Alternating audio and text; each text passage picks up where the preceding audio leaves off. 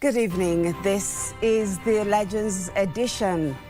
Tonight, political rhetoric is intensifying across the country as leaders position themselves ahead of the 2027 general election with renewed calls for unity and voter registration among Kenyans. And turning to sports, KBC brings you the World Cup live as Ghana takes on Croatia in a decisive Group L showdown when the clock strikes midnight. You do not want to miss that thrilling match. All that will be coming up later on, but right now, let's inform you of the day's news. But first, a look at the highlights.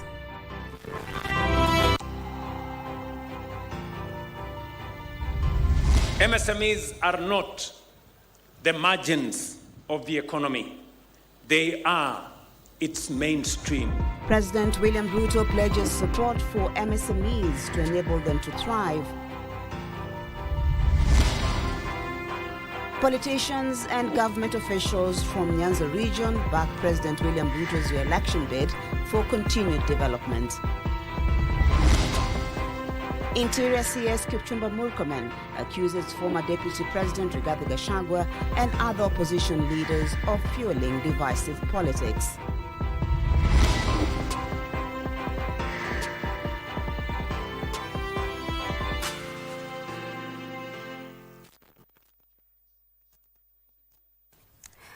A warm welcome to the Legends edition. My name is Marie Yambo. Tonight, our sign language interpreter is Caroline Joroge. Let's kick off the bulletin where President William Ruto has termed the micro, small and medium enterprises as the future of Kenya's economy, saying the success is the growth and transformation of the country. President Ruto hailed the National Youth Opportunities Towards Advancement Nyota program, stating that it is not a handout but a seedbed for the next generation of manufacturers and industrialists. Kamcha Menza opens our bulletin tonight. On Saturday, Kenya joined the world in marking the World Micro, Small and Medium Enterprises Day celebrations that were held at the Kenyatta International Convention Center. President William Ruto, while gracing the occasion, said the vast majority of the country's micro and small businesses cannot remain excluded from the flow of capital, which is paramount in their growth, innovation and job creation. Through Nyota, we are building a pipeline of more than 800,000 young people in every ward in this country, equipped with skills, mentorship, and startup capital. These are not handouts. They are seedbed of our next generation of companies, of manufacturers and industrialists. MSMEs are not the margins of the economy. They are its mainstream. President Ruto urging the private sector to partner with the government in designing more innovative and inclusive solutions to bridge the budget deficit.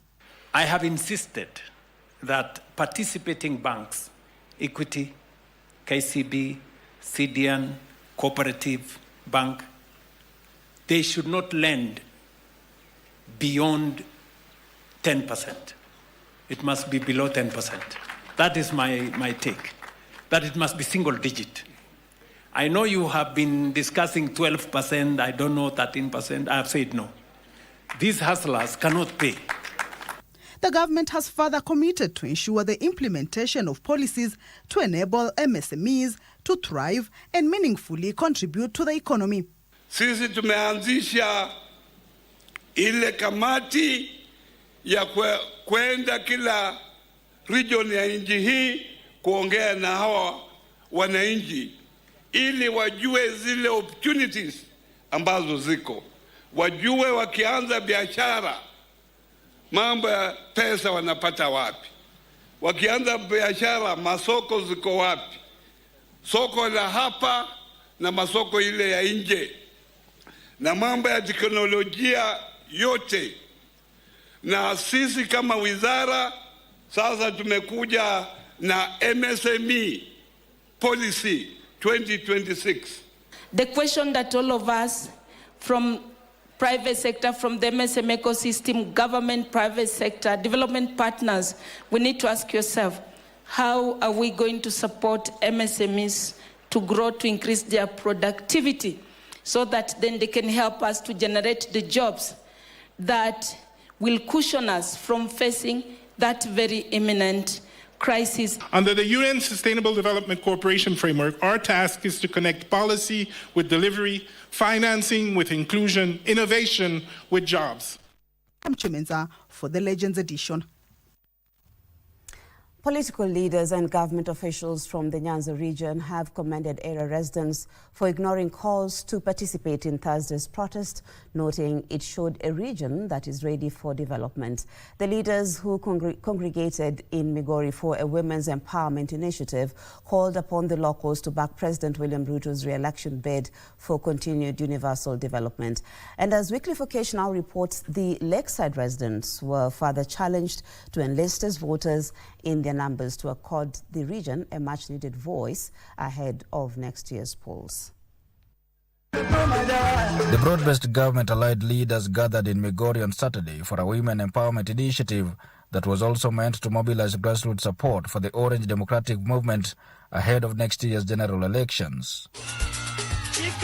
The leaders hailing the locals for giving Thursday's Gen Z commemorative protests a wide berth. Hapa Migori tumezika katika kaburi ya sahau mambo ya maandamano. Ni washukuru watu wa Nyanza, watu wa Western, nyinyi wakati maandamano ya porojo inaitwa, mmesema, niliona Kisumu, munasema nyinyi mnapanga foleni mukichukua kura ili mpange serikali ijayo. Muko tayari? Hamko tayari? Hakuna siku tutarudi kwa barabara tukifanya maandamano. The locals were told to enlist as voters in their numbers to not only back President William Ruto's re-election bid, but to also accord the Lakeside region a much-needed political power going into next year's polls. In Nyanza region alone, we have close to 1 million who have identity cards but do not have voters' cards. The ODM-affiliated leaders reiterated the Orange Party's place in the broad-based government, dismissing the opposition as ineffective and unable to deny President Ruto a second term in the top seat. We cannot be told to go to opposition in order to come back to government. It does not make sense. So tutakaa hapa ndani ya serikali ya broad-based. Ni katika hii serikali ya Mheshimiwa Ruto ndio watu wetu wamekumbukwa na miradi za maendeleo. Kweli sio kweli? Ukiangalia wakati Ruto amechukua uongozi mpaka leo vitu zile zimefanyika sehemu hii, tunasema hatuna budi wengine, lakini lazima tu support William Ruto. We will not support any formation whatsoever ambaye iko na mtu ambaye inaitwa Rigathi Gachagua. Reporting for Channel 1, I am Wycliffe Okech. The remarks by Interior CS Kipchumba. Interior Cabinet Secretary Kipchumba Murkomen has accused former Deputy President Rigathi Gachagua and other opposition leaders of fueling divisive politics. The CS, who spoke during a community empowerment drive at Kimwogo grounds in Elgeyo Marakwet County, sounded a warning to politicians orchestrating violence ahead of next year's election, saying their days are numbered. The remarks by Interior CS Kipchumba Murkomen come in the wake of what he described as failed attempts by opposition leaders to mobilize protests on Thursday, June 25th. Na usiku hiyo, DCI na police walishika wakora yote, ilipita 300. Waliposhikwa, sasa yeye akaisha nguvu, hakuna kitu alikuwa anaweza. Sasa anakuja mbele hapo, anakuja kusema, mimi niliambia hao watu wanyamaze wasiende siku hii. Yeye, unaona ananiongelelea kila wakati, kwa sababu anajua ninamjua vizuri sana. Mimi nataka kuambia Gachagua, tutaonana macho kwa macho na wewe. Gachagua akajaribu kujipanga, akadanganyana kwa media, akasema kesho naomba vijana msiende kwa street sijui nini. Lakini huyu Murkomen alikuwa ahead of him, akajua huyu amepangia watu wakuje kwa town, akaweka security ila ijaionekana. In an empowerment program in Elgeyo Marakwet, Murkomen alleged that the opposition figures, including former Deputy President Rigathi Gachagua, Wiper's Kalonzo Musyoka and their allies, had planned to hijack the June 25th Gen Z protest as a smear campaign against the government. We are putting a very big con. I'm a con wa Kenya for too long, but I want to tell him, you can con some people some time, but you cannot con all the people all the time. Anaunda goons yeye mwenyewe, anawapatia waende waibe mabiashara ya watu, alafu anarudi nyuma anakuja kudanganya watu. Juzi wakati aligundua wewe umejipangia hiyo goons yake, akapenduka na akasema msiende, kwa sababu alikuwa anajua hiyo goons yake wangeona moto. Saa hii yeye ni kulia, anaongea akienda press conference kutoka dakika ya kwanza mpaka dakika ya 20 ni Kipchumba.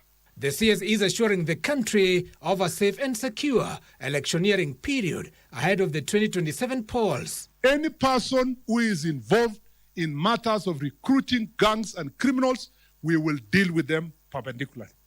Mnataka hivyo ama mtaki hivyo? The leaders accompanying the CS, including Elgeyo Marakwet Governor Wesley Rotich, County Assembly Speaker Lawi Kibire, MPs Gideon Kimayo of KU South, and Marian Kitani of Aldai, among others, rallied the North Rift region to back President William Ruto's re-election bid in 2027. Candidates saa hii ya Kenya yenye wanatafuta kusimamia Kenya ni ya 2032. Ya 2017 hakuna competition. Hiyo ni, lakini lazima tu confirm kwa debe. Si mnajua namna hiyo?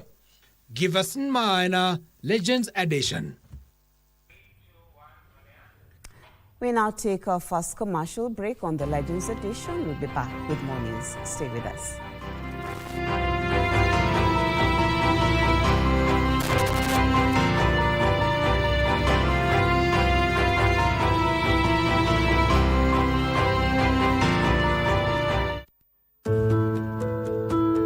Many workers access their retirement benefits when switching jobs, unaware of the impact it has on their future. Taking out your retirement savings too soon reduces the income you will have when you retire, leaving your future less secure. Have you thought about the lifestyle or income you want to retire with?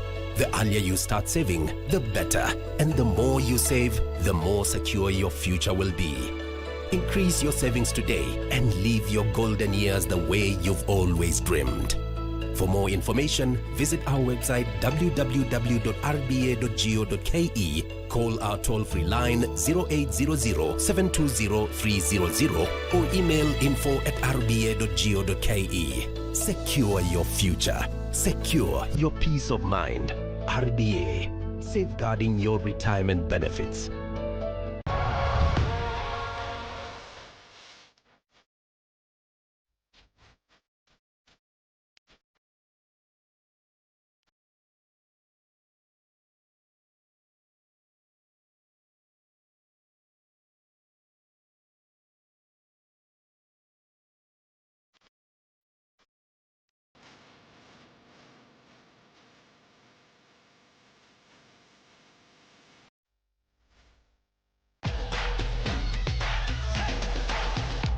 My name is Jacqueline Naseka. I'm a brand manager in charge of radio, TV and digital services. Kumbukeni wa Kenya, KBC ndio inabeba World Cup. Kwa hivyo World Cup iko wapi? Iko KBC. Na hashtag yetu msisahau. Hii hashtag ni muhimu sana. Ukienda kwa simu yako weka hashtag KBC World Cup iko KBC. Hiyo hashtag itakupatia prizes nyingi sana. Itakusaidia kushinda kama ni t-shirt, kama ni hoodie kama hii yangu, kama ni vuvuzela, kama ni firimbi, na vinginevyo. And as Jacqueline, personally, I'm supporting really Senegal.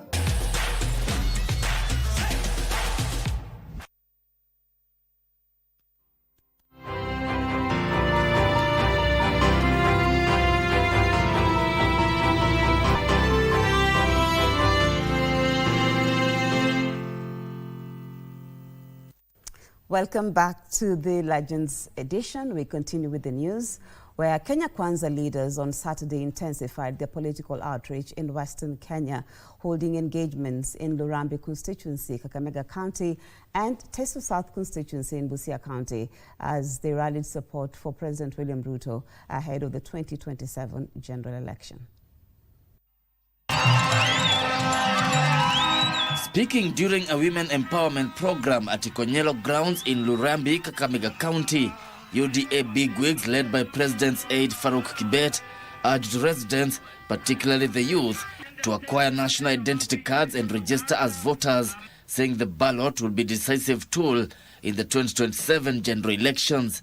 Tusikubali mtu akuja tudanganye kwamba turudi kwa upinzani ambapo ni kwa kelele. Tusikubali mtu atudanganye turudi kwa upinzani ambapo ni mambo ya matusi. William Samoei anapenda kila mtu.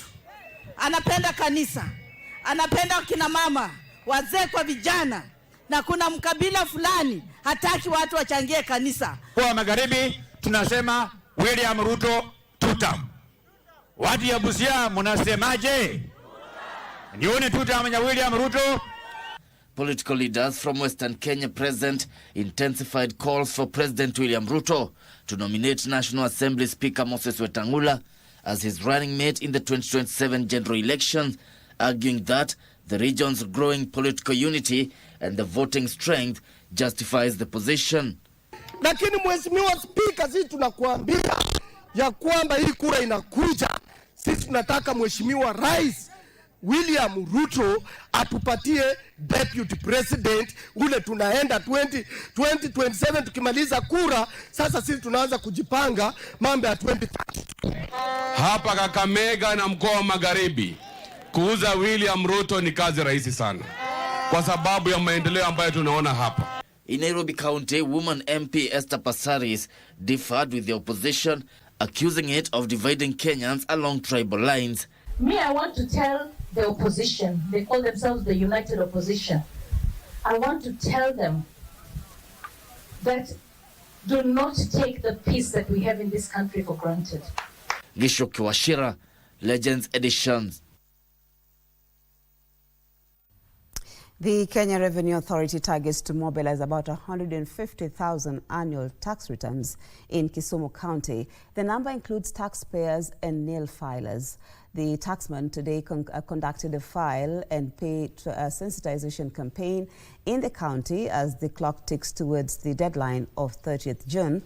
The Jijue Jibeta caravan toured Awasi, Ahero, Nyamasaria, Nyalenda, Mamboleo, Kondele and Kisumu City to sensitize taxpayers on the need to leverage the self-care plan that allows one to file returns on WhatsApp short code at the convenience of their phone.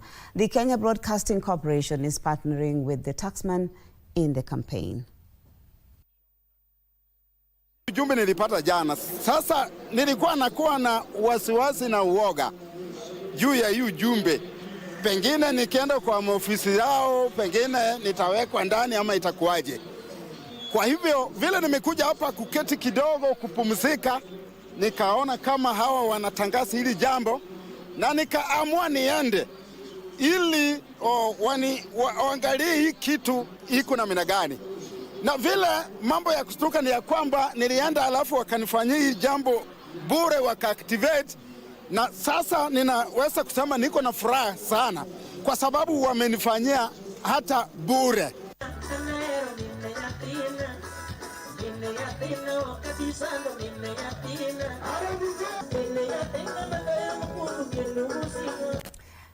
Now, Kiharu lawmaker Ndindi Nyoro has dismissed claims that he has been sponsored to criticize the government, asserting that after leaving the government, he has independently expressed his political opinions. At a press briefing in Nairobi, Nyoro regretted missing to vote on the Finance Bill 2026, urging Kenyans to give him time to reflect on the situation in the country before announcing his political direction. I talked to so many other friends. You have seen me alone. So there is no way I can be working for these other ones, maybe to do harm to these other ones, and I'm not anywhere. And precisely the reason I'm saying that mimi nitapeana maoni kwa Kenya is because, as you all know, I've been handling my issues alone, singularly. It is clear, I mean it's obvious, that I left government.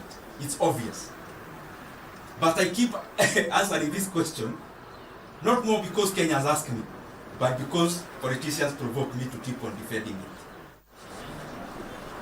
Nataka nitumie fursa hii ya kwanza kutoa msamaha kwa Kenya kwa disappointment ambayo nilisababisha wakati tulikuwa tunapiga kura ya finance bill pale bungeni last week.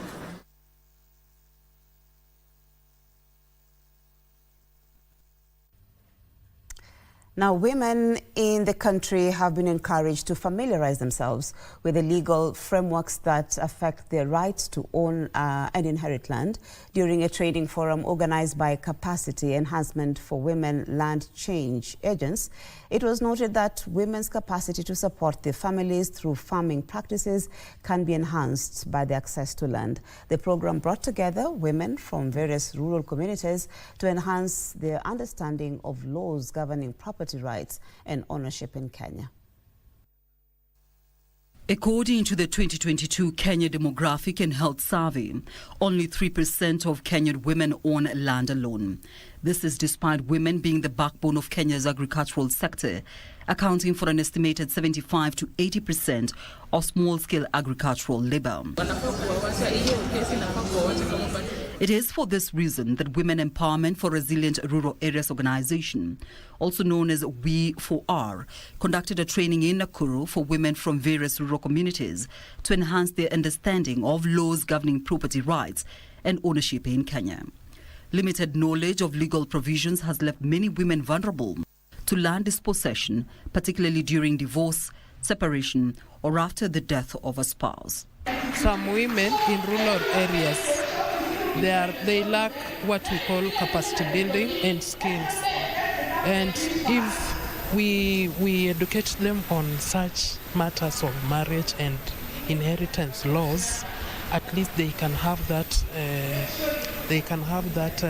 point of we are going also to do it in our villages.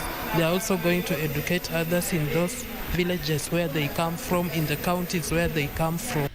At the training held under the Capacity Enhancement for Women Land Change Agents program, legal awareness was stressed to enable women make informed decisions regarding family property and land ownership. The big issue that is making women being vulnerable in the community is the lack of awareness on the issues of succession, the inferiority complex about women. If they want to do succession, they get it difficult because they don't know how to start it, and the succession process is very tiresome, and it takes a lot of time and it needs money. The importance of land as a resource for women in agroecology was also highlighted, as secure land often determines whether women farmers can invest in long-term sustainable farming practices and thereby enable them to better provide for their families. In this program, we have been training on land rights and also why documentation. Why should a woman have her own land? Why should a woman have a joint title? What are the marriage acts? What are the issues on the ground that will enable the woman, if she has a marriage certificate, she's recognized in her farm or in her marriage, she's also able to use the land to do agroecological practices. Caroline Kamau reporting for Legends Edition.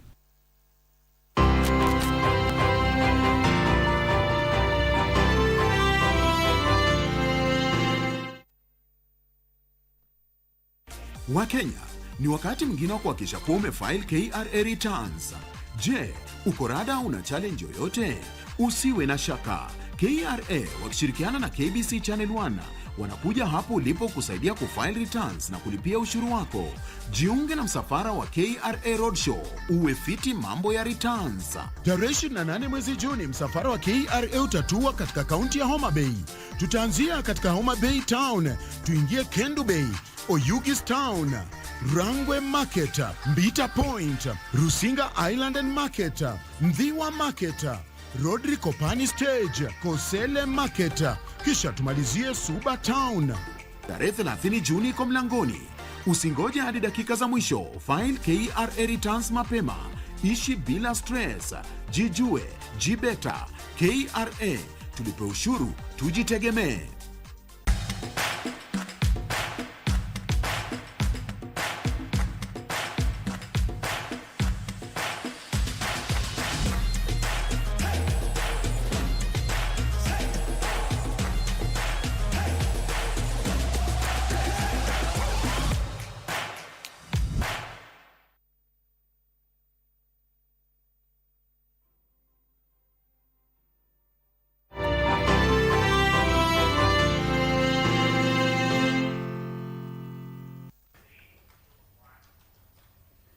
Thank you for staying with us. We continue with the news and we look at matters nutrition, where 70% of health complications can be avoided through adherence to good nutrition. Kenya Nutrition and Dietetics Institute Chief Executive Officer Dr. David Okeyo says poor clinical nutrition could also be fatal to patients, hence the need for health facilities to prioritize the different facets of nutrition in resource allocation. On Saturday, the Kenya Nutrition and Dietetics Institute, KNDI, held its second National Scientific Symposium to deliberate on nutrition, its critical role in health. KNDI Chief Executive Officer David Okeyo says only a third of the admissions in hospital are not related to poor nutrition. I've always said that 70% of conditions in the health facilities have their roots in nutrition. But then also we have seen cases of patients who are dying because of poor intervention when it comes to diet interventions and nutrition diagnosis. Now, we are saying that we don't have exactly the number of cases which we can mention now, but I can tell you there are quite a number of complaints that we have had about cases dying because they lacked one or two intervention that was supposed to be a regimen for their recovery, but was not done in the health facilities. Why? Because the nutrition service delivery has actually not been embraced in details the way we want it to be done in the health facility. Fatalities have also been occasioned by poor nutrition. The regulator, of course, working together with the Ministry of Health, has all the tools required for appropriate measures for negligence, particularly when it comes to service delivery.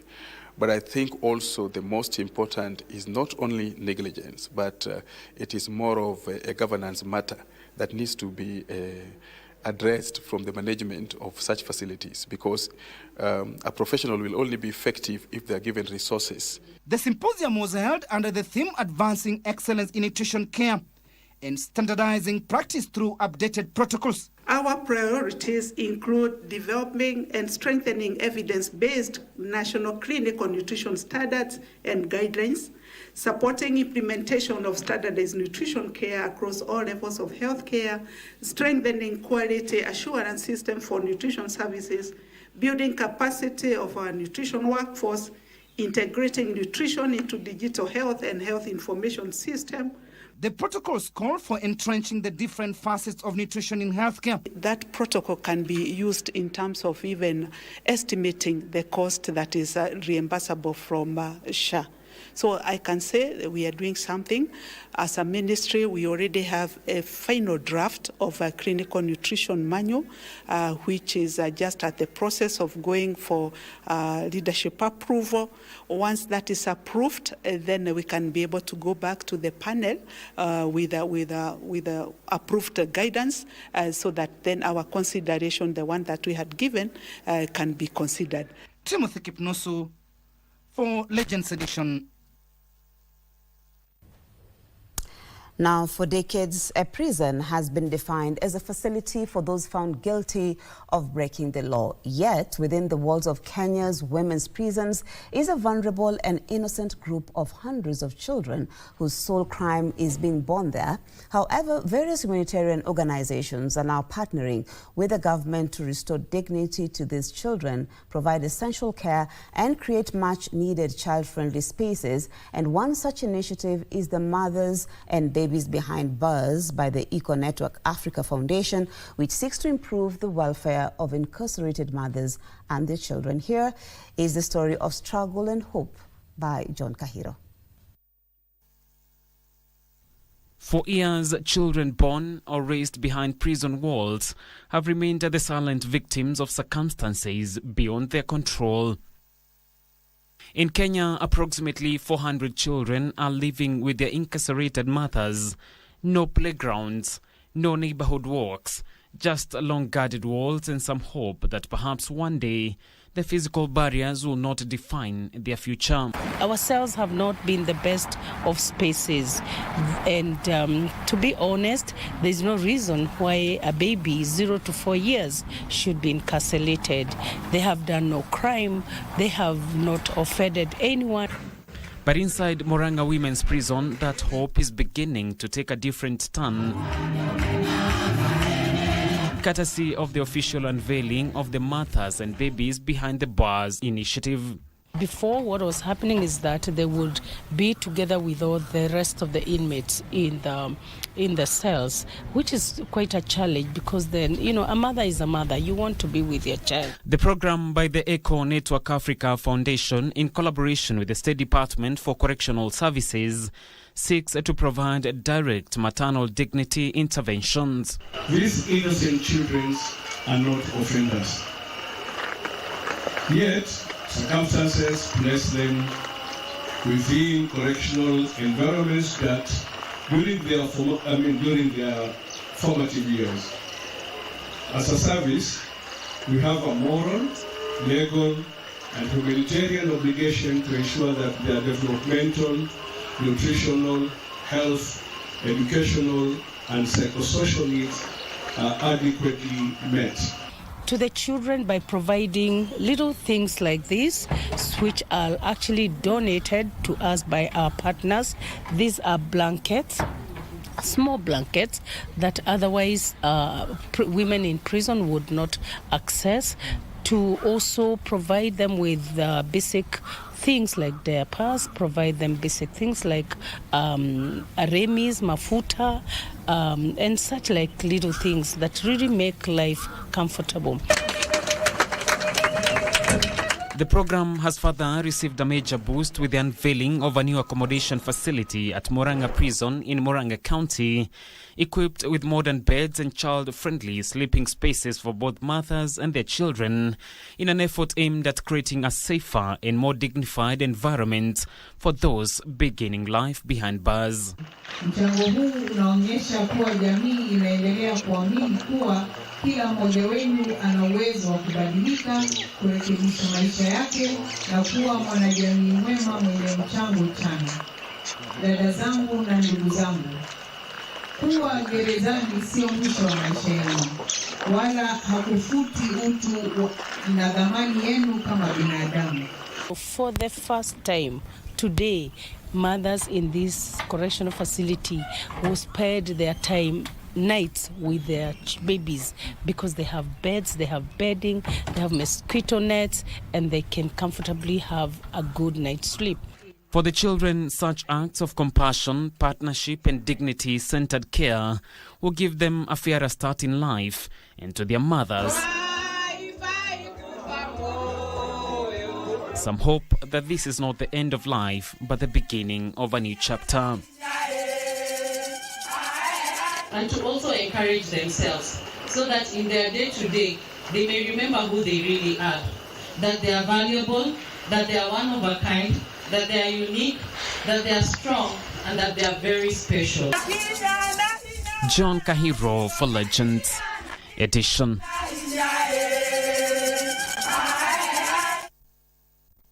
Thank you, John Kahiro, for that inspiring story. We now shift focus to news from the counties, where the Maendeleo ya Wanawake organization leadership in Kisumu County has scheduled a special delegates meeting on the 2nd of July to iron out differences among its members in the Lakeside County that are threatening to tear apart the Women Empowerment Organization. This and more in our County News Roundup. The organization's Kisumu chapter chairperson Karen Olo says among the issues to be addressed during the meeting are the controversy surrounding the processing and acquisition of the Kisumu town land title. The allegations that were raised are serious. They concern maendeleo ya wanawake land, they concern governance, they concern finances, they concern leadership, and worst of it all, personal integrity. In Laikipia County, over 700 residents have benefited from the government's Human and Wildlife Conflict Compensation Program since 2023, with the compensation totaling to 243.3 million shillings. 106 beneficiaries have already submitted their bank accounts and will be issued checks today. So saa leo ile tunapeana ni 24.9 million, while the rest will be paid once they have submitted their bank details. In Isiolo County, a total of 22 community conservancies from the 4 pastoral counties have benefited from the scale of carbon credits, sharing amongst themselves more than 655 million shillings that were earned in the year 2025. Na tumefurahi sana. Haswa sisi kama wamama, nitaongelea kuhusu konservansi yangu ya Nasulu. Sisi kama wamama tumesaidika sana. Katika konservansi yetu ya Nasulu, pesa ya mwaka wa kwanza sisi tulijenga na tourism banda ambaye saa hii inafanya kazi na pia tuko na campsite. Elsewhere, the National Construction Authority has raised alarm of a growing trend of developers illegally adding extra floors to buildings in Mombasa without regulatory approval, warning that the practice poses a serious threat to public safety amid the county's construction boom. What we have noted is many of the constructions in Mombasa, they are getting the approvals. But the approvals they are getting are for a certain number of levels. But then there is extensions, extra floors that are going on. The sites that we have walked around with you, many of them have the approvals from the county and NCA for a certain level. But when you go to the actual site, you find the floors are above. Meanwhile, hundreds of women took to the streets of Karuri town in Kiambu County to protest the continued sale of illicit alcohol, which they allege has claimed the lives of 7 people in the last 2 weeks. Tuko hapa kwa sababu ya hii pombe haramu ambayo imeagamiza watoto wetu. Kila siku, kila wiki tuna mazishi ya vijana wachanga. Tunaongea na governor tuone vile watu watainvolviwa kazi mtaani. And in Meru County, teachers living with disabilities have launched their association, the Meru Teachers Disability Association, to champion their rights, promote inclusivity, and address the challenges they face in the teaching profession. Tukiangaliwa kama walimu wa disability, we shall be more productive. Na tungependa serikali tutambue na ijue si kupenda kwetu kuwa hivyo, lakini tunaweza. Yale wenye wale wako wana disability wanaweza, we are even making it better than them. Finally, a section of leaders in Narok County have called for multi-sector collaboration in the fight against drug abuse and trafficking, warning that the battle cannot be won by security agencies alone. The leaders are calling for collective action from families, schools, religious institutions, and the wider public to shield young people from the growing threat of substance abuse. Hii shida si ya mtu mmoja. Hii shida si ya serikali peke yake, si ya wananchi peke yake, si ya partners peke yake ama stakeholders. Lakini tunafaa sote tuungane pamoja tupigane na hii shida ya illicit drugs and substance abuse na hasa pia issues ya trafficking. And the counties put a cap on the local news, but we still have much more on the Legends edition. Daniel Ohome will bring you up to speed with all matters sports after this short break.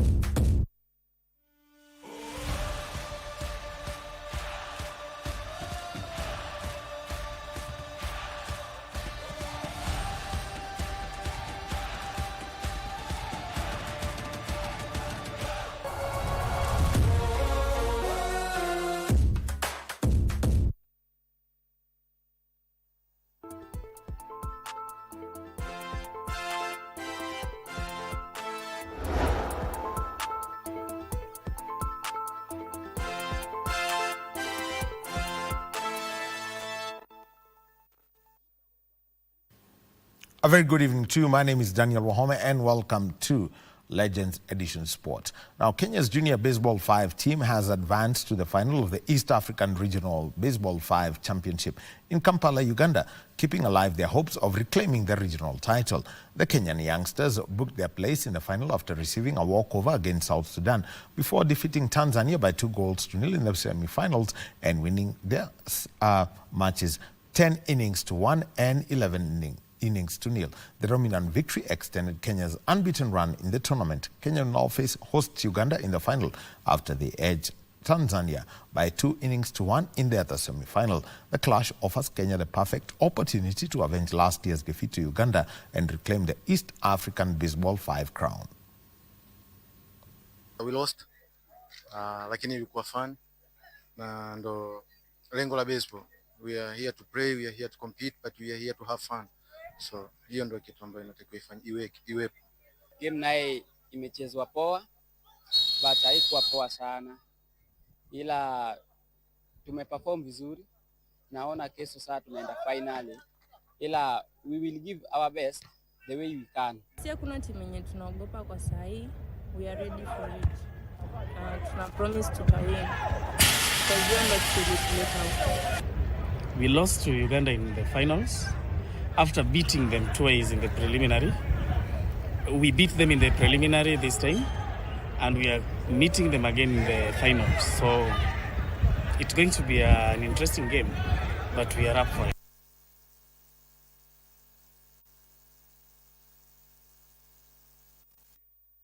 And Nairobi will hold some of the world's brightest junior tennis prospects as the World Tennis Tour Juniors Tournament gets underway this weekend, with more than 30 Kenyan players set to compete alongside rising stars from 25 countries in a 3-week international competition. The tournament, which starts tomorrow and ends on the 18th of July, will feature players from countries including China, India, South Africa, the United States, Great Britain, Australia, Spain, Germany, and Canada, among others. Competitors will battle for valuable International Tennis Federation junior ranking points across 2 J30 tournaments in the opening 2 weeks before the event concludes with a high-level J60 tournament in the final week. A total of 30 Kenyan players have been entered for the event, led by Zayan Virani, Jeff Okuku, and Mark Moraga in the boys' draw, alongside Stacey Yego, Felicia Ouko, and Paula Ouko in the girls' category.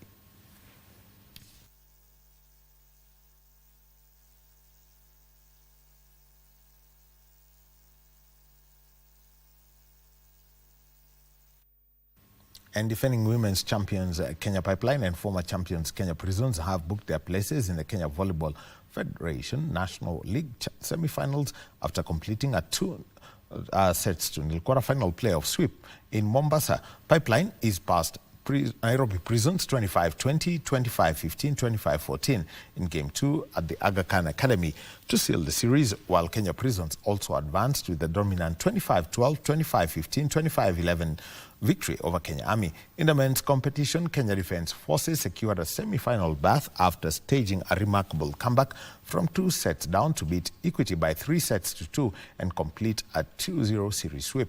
Juja-based Chema also reached the men's semi-finals for the first time after defeating Trailblazers by 3 sets to 1 in Game 2 to wrap up another 2-0 series victory. Meanwhile, KCB took an early advantage in their quarter-final series after beating KDF in straight sets to win Game 1 of their best-of-3 contest.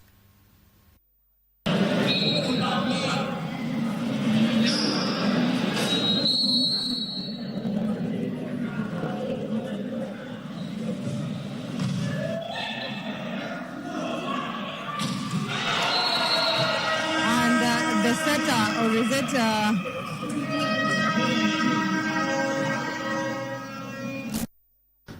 And Kenya's Joshua Wasike produced a sensational performance to claim the vacant International Commonwealth Cruiserweight title, stopping his opponent with a third-round technical knockout during the Nightmare in Nairobi 5 boxing event at the Mass House Arena on Gong Road. In the co-main event, Kenya's lightweight prospect Nicholas Mwangi marked a successful promotional debut under the color code banner, defeating Tanzania's Hussein Pendeza by a unanimous decision after an impressive technical display. The judges scored the contest 78-74, 77-76 and 77-66 in Mwangi's favor. In other fights, heavyweight Rogers Otieno registered a dominant third-round technical knockout over his Tanzanian opponent. Veteran Gabriel Ochieng secured a stoppage victory, while Jared Omondi completed a memorable night for the host with a unanimous decision win against Jose Mwangi.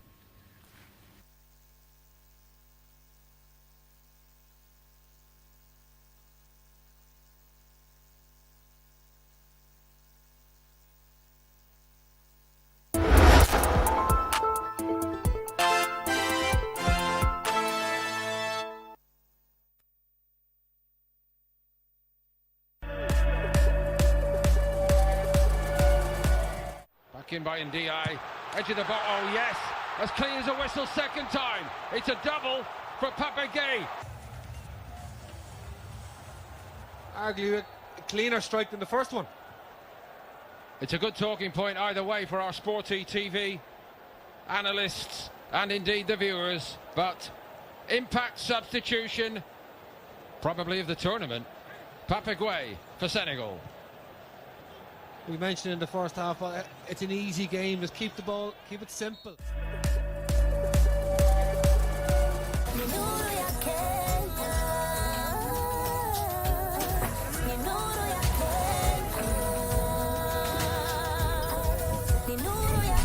Dial star 977 hash or download my Power app to access Kenya Power services fast and easy. Kenya Power, nuru ya Kenya.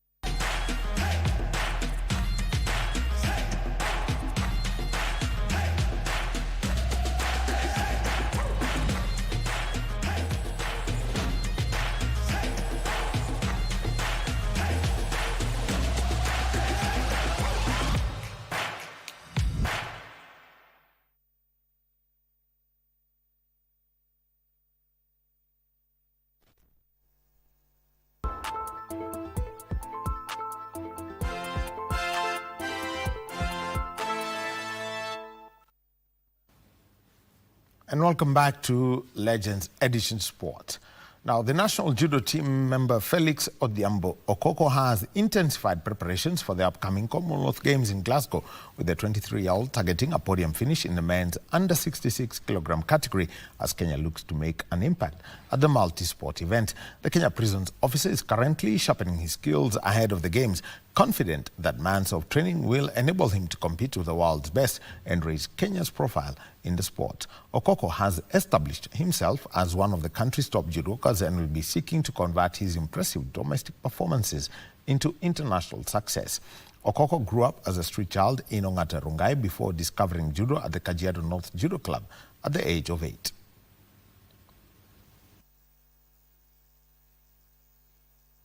Nafurahi sana juu pia huko mtaani pia nikiingia saa zingine mtandao wengine wananiambia tunataka tufanye tukue kama wewe. Juu pia nawapatia pia saiko kwa nyumbani. Juu pale nilitoka block, unajua nilikuwa block, sasa nimetoka block.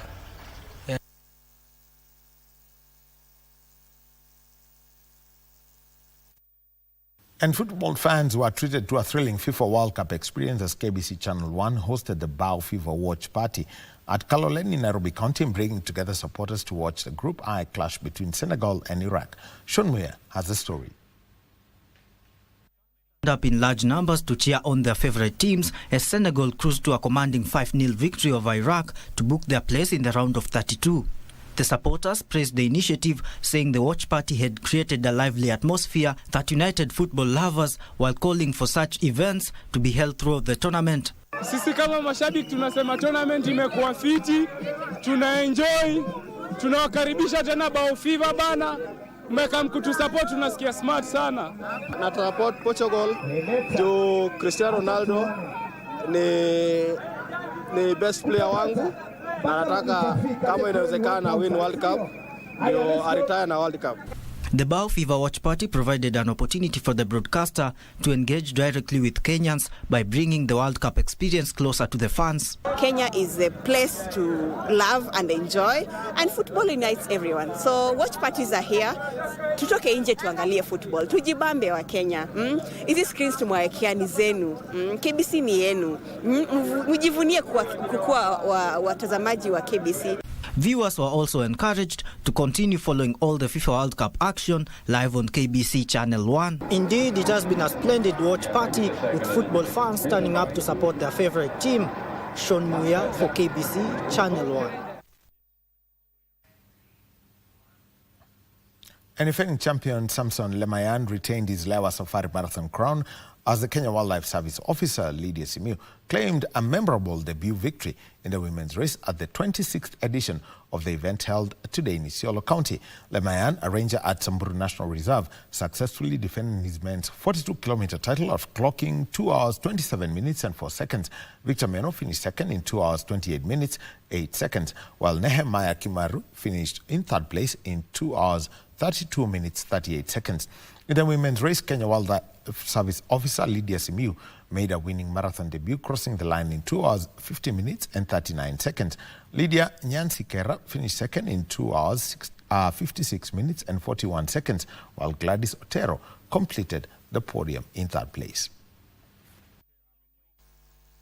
Kosi ilikuwa mlima na maponde, ilikuwa ngumu, lakini tulingangana. Tunashukuru. Next time maybe tuta improve time juu maybe tutakuwa tumejua course penye iko. Tofauti ya last year na huu mwaka nilikuwa nimejiandaa vizuri kuliko last year, na ndio maana nilishinda bila kustruggle. Unlike last year nilikuwa na struggle kumaliza.